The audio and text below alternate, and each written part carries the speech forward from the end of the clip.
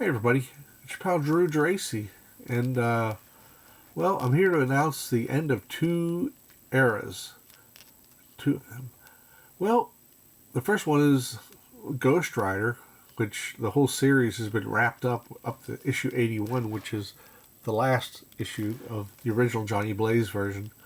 There was I was going to say the original Ghost Rider. The original one was the cowboy version, the guy with the he had the black and the white, and he had like gimmicks, like magician gimmicks, to make part of his head disappear in the shadows. Well, Johnny Blaze, I grew up with the character, and I loved him. And it was finally getting really good the last year. There were a lot of mediocre years, and they canceled it. But as J.M. DeMatteis says in his foreword, is that they were given advance warning, and they could wrap up the story in time, and that was that was smart, and also it went out on a high note. And it kills me because it was getting really good after artist changes and just a lot of mediocre stuff in the middle. It got to be great. So the last year with J.M. DeMatteis and Bob Budiansky coming out of nowhere. I only knew him from covers and maybe a short what if story here and there. And it was inked by Dave Simons, he was just spectacular. He died fairly young. I don't know when, maybe early 90s. I could be wrong, but he had some real great styles. Style on a variety of artists. Well, anyway, that's the end of the Ghost Rider, and we're coming to the very end of the Marvel Masterworks format. After all these years, Marvel Masterworks started in 1988 and ended in 1993 or so. There was 27 issues that came out, volumes. And then it came back in early 2000s, and we ended up getting 387 volumes. That's just amazing. But it's the last two volumes are going to be Thor, Walt Simonson's, and it's like the middle of his run, of his majestic run, but there's not going to be a third one. And also Amazing Spider-Man, which has, I think it's the wrap-up to Tom DeFalco and Ron Frenz. And after that, they're not going to be continued. So, but for me, with Thor, that doesn't bother me too much because I have the omnibus, and there's tons of trade paperbacks where that era of Thor has been reprinted like over and over and over again, several years, every few years. But they said the Marvel Masterworks program wasn't being profitable anymore, and I get it. They do a lot of work with the reproduction, trying to get the art as clean as possible. And I've mentioned this before. When you get up closer to this era, this is early 1980, maybe 81. They have good photo stats at that point. It's not like they're, taking All Winter Squad number 19 and, doing that from 1945 or 46. But I guess it was inevitable. What's weird, though, is they were one or two volumes away from Tomb of Dracula and Werewolf by Night. And I think even Man Thing, the horror story. But yeah, it's just too much. And I get it. I said this before. It's like, when you have West Coast Avengers and the Vision and Scarlet Witch maxi series, just other stuff. They had She-Hulk and Defenders and stuff that was very, very niche and may have sold a little bit, and they did go up in value, but I think because the print run was smaller, it's hard to see why.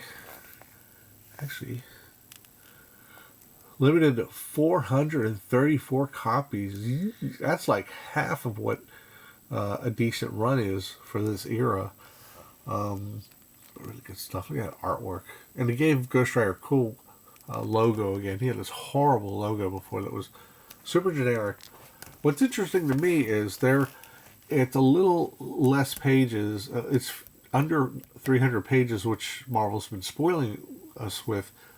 And I'm surprised they didn't add Avengers 2:14, where he fought the Avengers. It was what was it, Zarathos / Ghost Rider was taken on the Avengers, and by Jim Shooter and Bob Hall.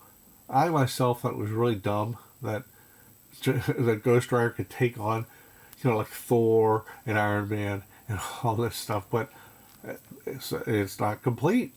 So, but it's not that great a story either. Got the What Ifs, which is great.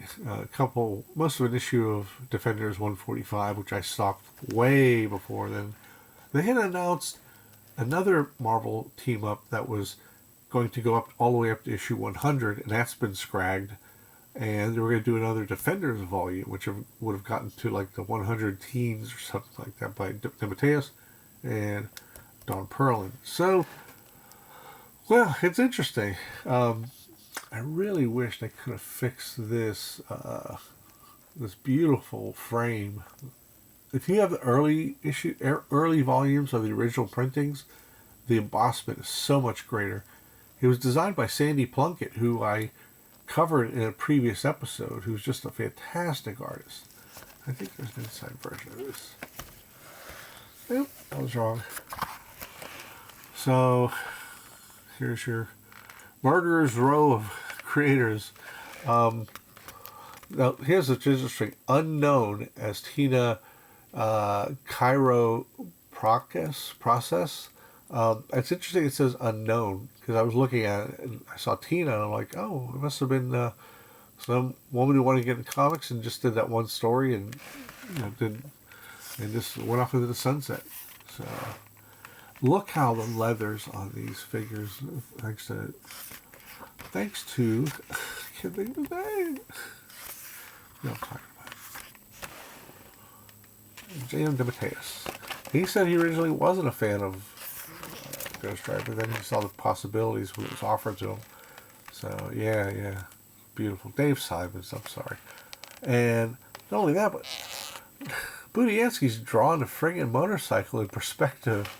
The way it could help you when you're trying to draw motorcycles, if you buy a model, an accurate model of a motorcycle, then you can just turn it. But to put a figure on top of it, and it looks like it's fitting, that's a tall order, and not many artists could do that kind of stuff. The older artists could. They kind of, wow, dig me that. Dig me that. So I didn't sleep well last night, so which is probably evident. So, here comes our pal Ghost Rider, just raising hell. Literally. Really cool stuff. Now we get to Marvel Superheroes. I don't know. Oh, this is supposed to take place between those issues. And the cover's by Budiansky and inked by Jeff Albrecht. And pretty cool. This is 1992. So we go back ways to Tina La La La, but that's a pseudonym. And then Greg LaRoque penciling, Vinnie Coletta inker. You know what? Like I said, I have... Well, the story takes place prior to events to Ghost Rider Volume 180. I'm not a huge Greg LaRoque fan. He's solid, but I always thought he needed an inker to kind of make his stuff look less glossy. So, and I sound like a dick, I know, but he is a solid artist. So he did some great stuff.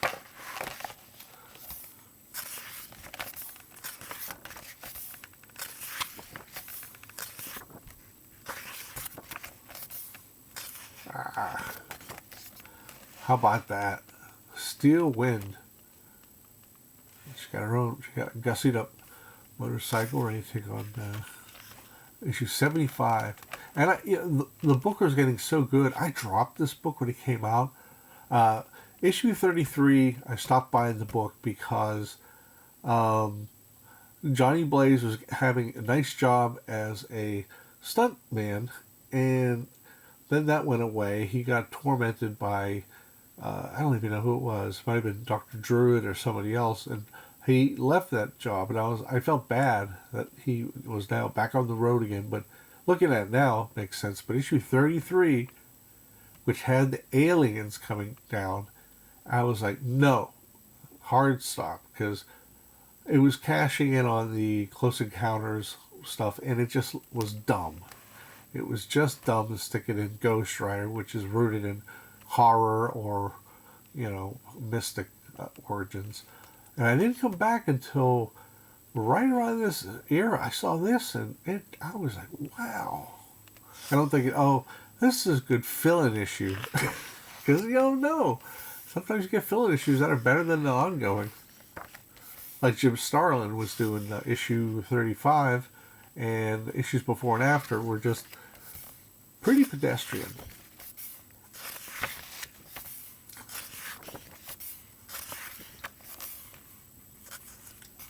That's sweet.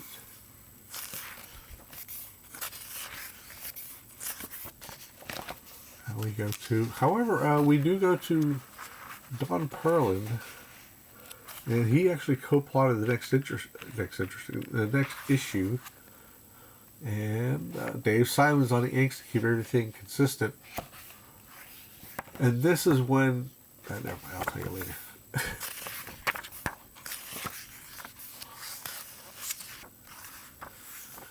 Mount Avarice instead of Mount Everest. That's clever.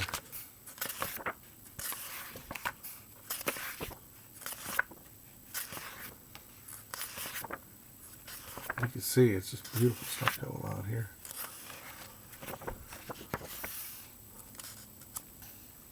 Not Mona.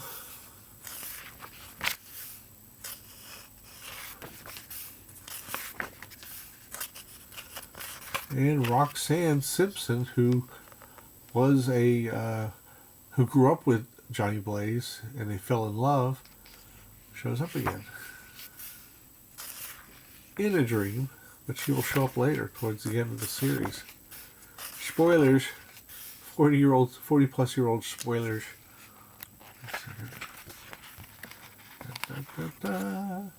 Wow, man, that's badass.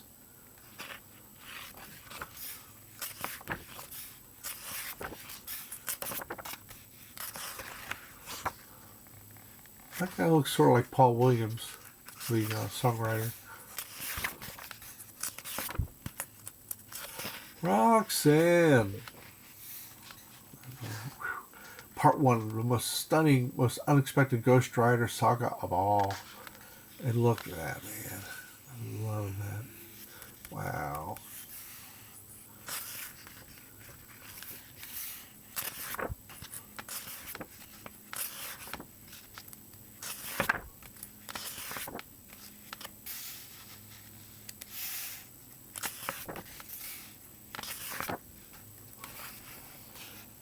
And here we come to the end of the Ghost Rider.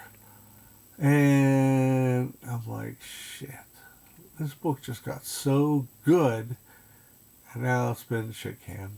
But, I think it held out longer than expected. Because it did have good stories. And Michael Fleischer and Don Perlin did a lot of them. But they were just sort of simple stories where you'd have these thugs, like these bikers, or some, murderer who fall between the cracks of society or some crap like that. And Ghost Rider basically ended every episode with him burning them with hellfire, and they were screaming because their souls were singed. And that was kind of it. It was just kind of, Michael Fleischer is excellent at doing the revenge stories with Spectre and just all kinds of other characters. Jonah Hex. So, actually, excuse me. Okay. Wow. I love that. John Byrne was the first artist who actually showed the bones underneath the leathers in the issue of Champions.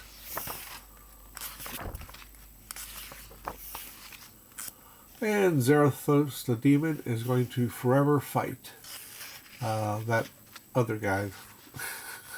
That other guy. Very profound, isn't it? So good to do the Defenders. Man, I dropped this around. I stopped buying the book, and then I came back when they did the new Defenders, which was Moondragon, Angel, Iceman, Beast, and somebody else, a couple of other people. Oh, I don't even remember. It wasn't that exciting. Uh, and then they got Overmind in the band team. I'm like, I hate Overmind. Sorry, JM. So this is just here to show like the last Bronze Age version of Johnny Blaze, who now sports a beard. Oh yeah, Valkyrie is sticking around. So hang on. Okay. That is one of the greatest portrayals.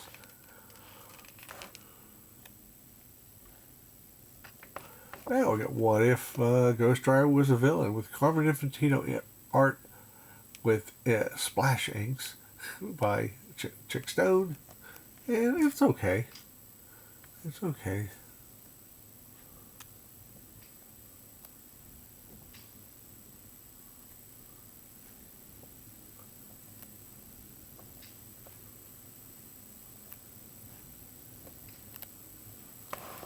Wow, that's pretty sweet there. Now we got Tom Sutton, and you know what a nut I am for Tom Sutton. What if he was separated by the Ghost Rider for good?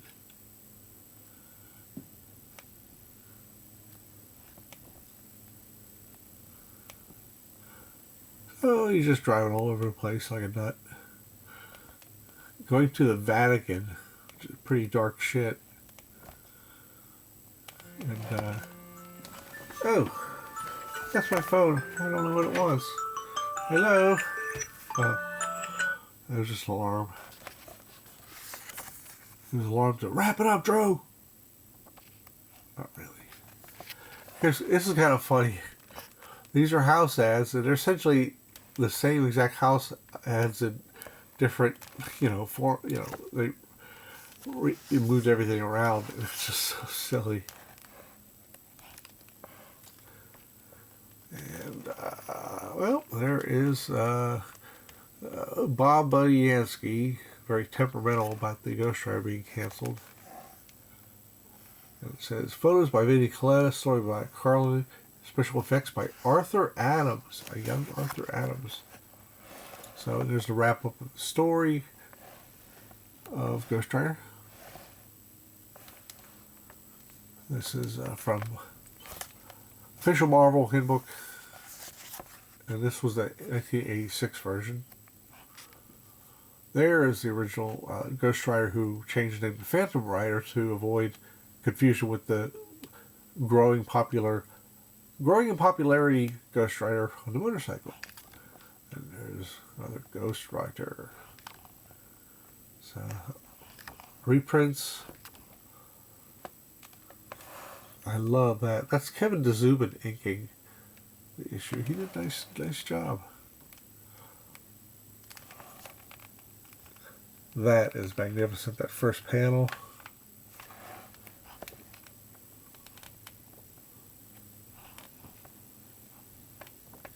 Now, the thing is, about 2-3 years later, J.M. DeMatteis and Bob Budiansky teamed up for a 4-issue Submariners miniseries about, it was around 1884 or so. And it's pretty good. You ought to check it out. So, this is one of the last 3 Marvel Masterworks before, the ones that have been solicited are already, you can already see that there's just Thor, Amazing Spider-Man, and that's it. They're not completing any other stories, and that's a shame, but 400 copies of this, it barely pays for itself. In fact, they might have lost money on this. And I was half joking about they did a Marvel Masterworks of Omega the Unknown, and whether you love it or hate it, I would not say that's Marvel Masterworks worthy. And then they did 4 volumes of Dazzler, and it just, I didn't see where the preference was. I mean, they did an omnibus, which I thought was smart, because omnibus, they can be more. They have series that are like not huge, but have a ferocious fan base. And but you know, as I said, the format. Second. Oh, $75 retail. I mean, for about the same price, you can get an omnibus of. I don't think they have a Ghost Rider yet, but you could have an omnibus that's thicker, like 800 to 1,000 pages, and that are 125. But a lot of times on Amazon or even eBay, you could get them if you just wait like a couple months, and it'll shoot right down to the same price as Marvel Masterworks. And the Epic collections, as I mentioned before, they were a lot thicker. They're just they're more portable, for one thing. I never take a Marvel Masterworks on a trip, because if I ruin the spine, I will cry and cry and cry. Well, it's the end of the era. End of the era. I can really talk this morning, can't I? I didn't sleep very well last night. My darn old sinuses were getting in the way. And but I kept it together long enough to get my point across, I would like to think. So that's it, everybody. Let me know your thoughts below about the Marvel Masterworks if you do buy them. I believe they're also canceling the Mighty Marvel Masterworks, which is the smaller reprints of these. They're not actual comic size. They're a little shorter, and they've had like 4 volumes out already of like the Avengers and such with brand new covers, but I don't know if that's going to last either. Although it's more affordable, who knows? But yeah, it's just not what do you call it? Substantial? I don't know. Self-sustaining, I guess is the word. But which Masterworks were your favorites? Which ones were you hoping that they'd come out with? If it was like Invaders or Supervillain Team Up or What If or something like that. And what if some of these series had continued, what would you have loved to have seen? Like, what era would you like to have seen? And I'd love to read your comments below, because there's so much history with Marvel Masterworks. It's just wonderful stuff. But I understand. I don't want them to cancel those books, but I wasn't going to get the Thor because it's been reprinted countless times.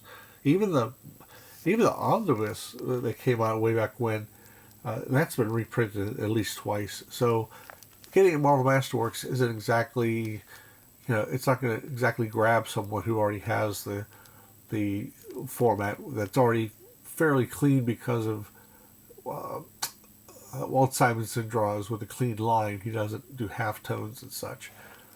But anyway, I'll miss Masterworks just as I missed the Ghost Rider. So, okay, as I said, please leave comments down below. I love it. I love it. I'm not going to argue with anything. If you like something I don't like, there's a lot of stuff I like that people can't stand. And, tell me your dream scenario. Tell me which ones you own that are your very favorite. And, we could mourn the loss of the Marvel Masterworks together, and please hit like and subscribe and hit the bell for notifications.